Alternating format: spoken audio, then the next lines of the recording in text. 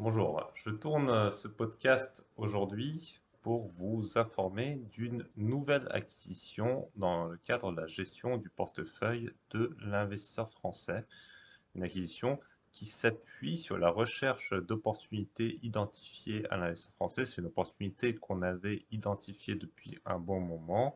On a attendu qu'elle soit au bon prix et donc là, on a décidé de charger tout simplement et donc d'acheter l'action de cette société. Alors cette vidéo a une version gratuite qui explique le rationnel d'investissement pour que l'ensemble des lecteurs de l'ASR français puissent se former à la finance intelligente et responsable. En tout cas, on pense que c'est une finance intelligente et responsable que nous pratiquons, puisqu'elle est basée sur l'analyse fondamentale de société, comme on en a fait une sur Orpea tout à l'heure. Là, je vais vous faire une autre analyse de société qui répond totalement à nos critères d'achat. La version premium, bien sûr, dévoile le nom de la société qui est sans doute déjà connu de la plupart des abonnés de l'investisseur français, qui est sans doute suivi par la plupart des abonnés de l'investisseur français. Et il y a déjà peut-être des actionnaires de cette société à l'investisseur français, puisque je l'avais très chaudement recommandé sans pour autant l'avoir en portefeuille. Mais cette fois, ça y est, mes recommandations sont alignées avec ce que j'ai effectivement en portefeuille parce que je viens de passer un ordre sur cette société et l'ordre est bien passé. Donc voilà, je vous explique le rationnel d'investissement. C'est une société qui est située géographiquement en Asie, pas en Chine, dans un pays qui est normal quant à l'accueil des investisseurs étrangers déjà. C'est une société qui utilise le cash pour ses actionnaires, c'est-à-dire pour faire trois choses normales. Une, c'est développer ses opérations. Une autre, c'est racheter ses actions quand le cours est bas. Et la troisième chose, c'est qu'elle paye des dividendes. C'est-à-dire c'est une société qui arrive à faire tout ça, qui arrive à faire ça très bien avec des retours sur investissement qui sont supérieurs à 15% par an depuis toujours. Donc une très très bonne allocation de capital, aussi bien opérationnelle que financière. Et en plus, on a un rendement sur dividende. Donc on a ces trois choses-là dans cette société asiatique. La société est un leader absolu de son secteur. Elle n'a pas 100% de part de marché, mais il y a juste une raison qui l'empêche, à mon sens, de les avoir. C'est que sa technologie, qui est une technologie de fabrication, c'est pas une technologie qui change extrêmement vite. C'est une technologie qui évolue, mais qui ne change pas au jour le jour. Sa technologie est bien de loin la meilleure sur son marché. Par contre, la capacité de production de la société ne permet pas de répondre à la demande de ses clients en quantité illimitée. Donc il y a une capacité de production qui est bien définie. La société ne passe pas en surcapacité de production, visiblement c'est une gestion prudente, et c'est ce qui les empêche de croître beaucoup plus vite qu'ils ne le font déjà. Cela dit, en même temps, voilà, la société prévoit de croître d'après ses contrats signés avec ses clients l'année prochaine de 20 à 30% par an, ce qui est une très belle croissance. Et par expansion de marge, je pense que la croissance du résultat opérationnel de la société sera de l'ordre de 40%. À peu près, on s'en fout si c'est 35, ça va, si c'est 45, ça va. Voilà, on est toujours dans l'à peu près. Je vous dis, voilà, les grandes lignes de l'investissement, parce que pour moi, les détails sont importants et on les a vérifiés, ils sont faciles à vérifier. Mais ce qui est important à l'investisseur français, c'est que vraiment on analyse les investissements dans leurs grandes lignes. On essaye d'avoir une très grande image, très claire sur ce qu'on fait et de comprendre pourquoi dans 5 ou 10 ans, nos actions devraient valoir beaucoup plus qu'elles ne valent aujourd'hui. Donc là, c'est une société top qualité, des retours sur investissement très supérieurs à 20% par an, actuellement supérieurs à 30% par an, parce que la société a gagné énormément de parts de marché sur son créneau.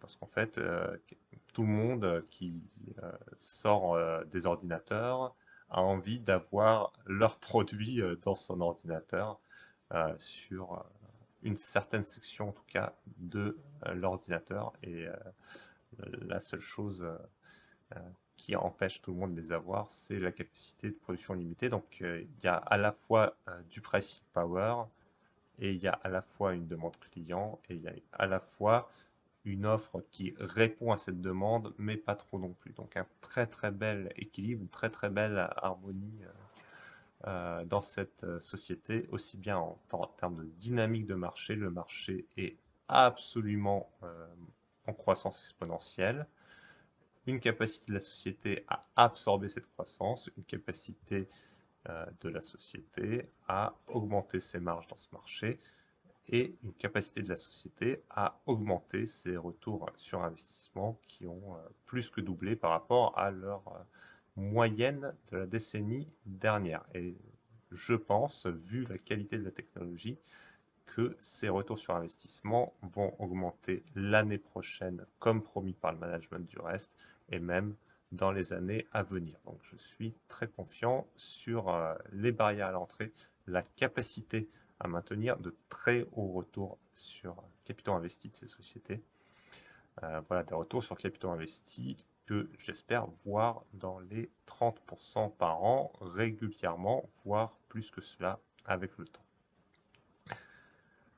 Tout ça, évidemment, nous, à l'investisseur français, on aime bien le payer un prix vraiment raisonnable, si ce n'est ridicule. Et moi, la chose à laquelle je fais attention, c'est que peut-être il peut y avoir une crise économique demain. C'est quelque chose qui est possible. Peut-être qu'il y a aussi des problèmes sur la livraison de marchandises depuis l'Asie. C'est ce qui existe aujourd'hui déjà et qui pèse d'ailleurs sur les résultats de la société, mine de rien. Ce qui n'empêche pas pour autant de faire de très bons résultats. Ce qui montre qu'il y a vraiment une demande sur les produits, qu'il n'y a pas tellement d'alternatives. Parce qu'aujourd'hui, voilà, faire livrer des produits d'Asie, c'est pas toujours facile. Voilà. Pour ceux en tout cas qui suivent l'activité de ce qui se passe sur le fret maritime, comme c'est notre cas. Donc, vous voyez, c'est une très belle société, très beau produit, et en plus, maintenant, on a un très bon prix.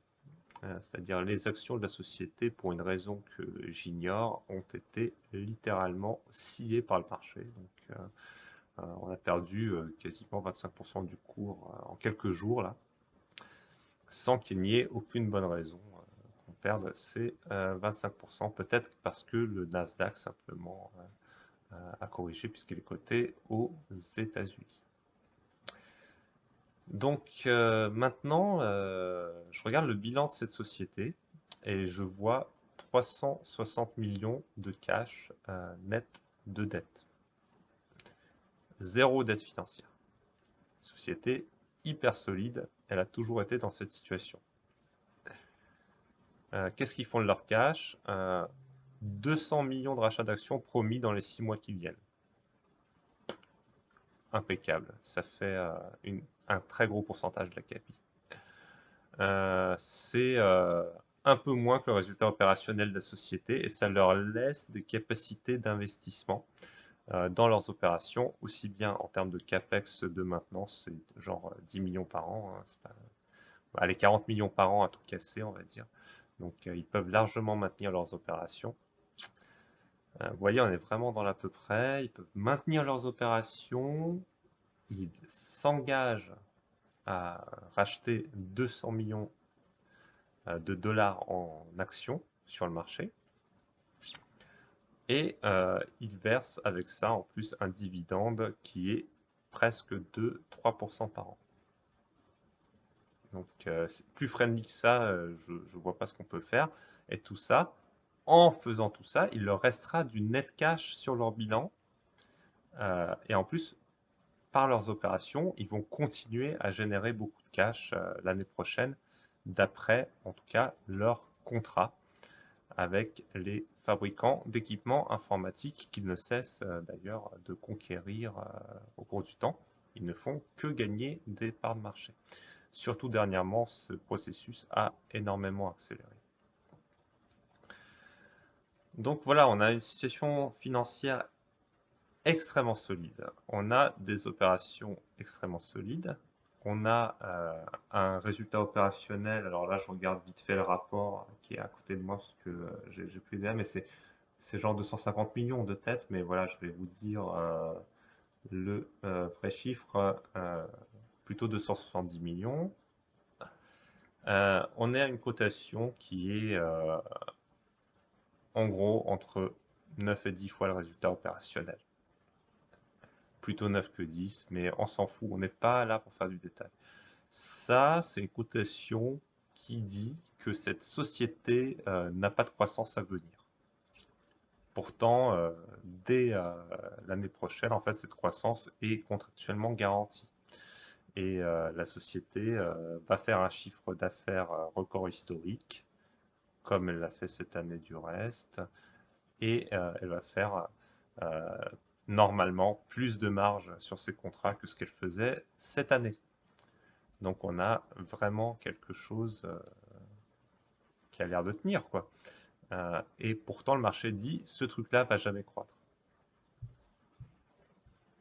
Donc moi j'appelle ça la meilleure qualité au meilleur prix, quoi. C'est-à-dire j'ai un business avec des barrières à l'entrée qui sont quasiment infranchissable depuis qu'il existe. Enfin, il y a une concurrence, hein, mais jamais cette société n'a perdu énormément de parts de marché au cours de son histoire sur son segment.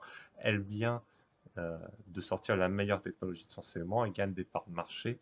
Et ce que dit le marché, c'est qu'il n'y aura jamais de croissance sur cette société à l'avenir. Bah, dis donc, je trouve ça extrêmement pessimiste. Surtout pour une société dont les retours sur capitaux investis ne cessent d'augmenter et ont dépassé 30% par an. Dans ce cadre-là, il me semble probable que le retour futur de l'actionnaire soit mimé par les retours sur investissement de la société. Les retours sur investissement incrémentaux de la société, si le retour consolidé est autour de 30% par an, on va dire, c'est un peu plus, ils sont supérieurs à 30% par an. Donc vous avez la possibilité d'investir dans une société qui a toutes les chances de faire des retours sur investissement incrémentaux supérieurs à 30% par an. Tout ça au prix d'une société sans croissance. Voilà. Donc la thèse est aussi simple que ça. On a bien regardé les risques spécifiques de cette thèse. Alors il y en avait qui nous plaisait moins que pour certaines opportunités dont on a déjà parlé. Mais à ce prix-là, au prix actuel, là, pour moi, ces risques sont pleinement intégrés dans le cours. Et en plus, j'ai fait des études d'ingénieur et le semi-conducteur, je sais à peu près ce que c'est. Leur technologie, je sais à peu près ce que c'est parce que ça faisait partie justement de mes études.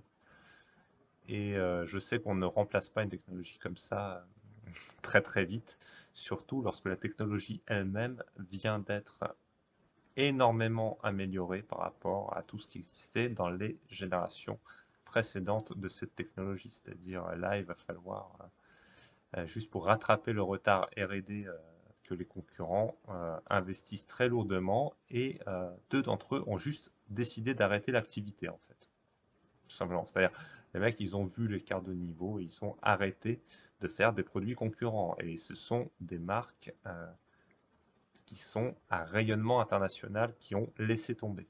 Donc je trouve que la dynamique est vraiment, vraiment, vraiment intéressante là. Et même si c'est une société technologique, alors voilà, par exemple, le meuble, c'est pas un produit technologique, le meuble, c'est pas un truc qui bouge. Et en plus, si le meuble venait à bouger, on peut le sourcer chez quelqu'un d'autre. Et donc, il n'y a jamais de problème technologique si vous investissez dans une société de meubles. Là, quand vous investissez dans une technologie, il y a forcément un risque technologique, mais voilà, il faut être capable de l'étudier. Et là, c'est une technologie de fabrication sur du semi-conducteur qui est extrêmement spécifique et je vois bien ce que c'est que ce produit. Je pense qu'il y a des ingénieurs dans le club de l'investisseur français qui le connaissent encore mieux que moi. Et vraiment, je ne vois pas comment on remplace ce produit en moins de 5 ans et ça me semble extrêmement optimiste.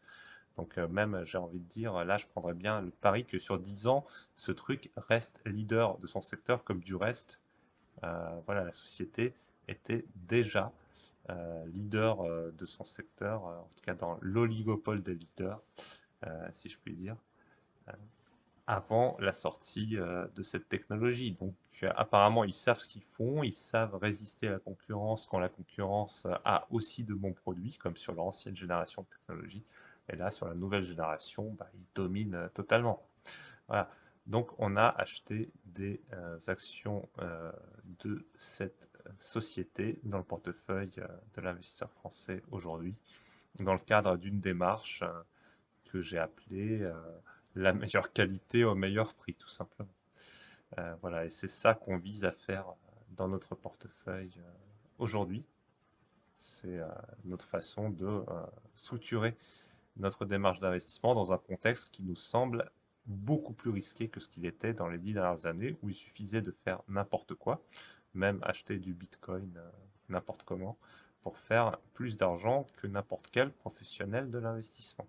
Voilà. Je pense que l'histoire de la bourse ne plaide pas en la faveur des gens qui font n'importe quoi.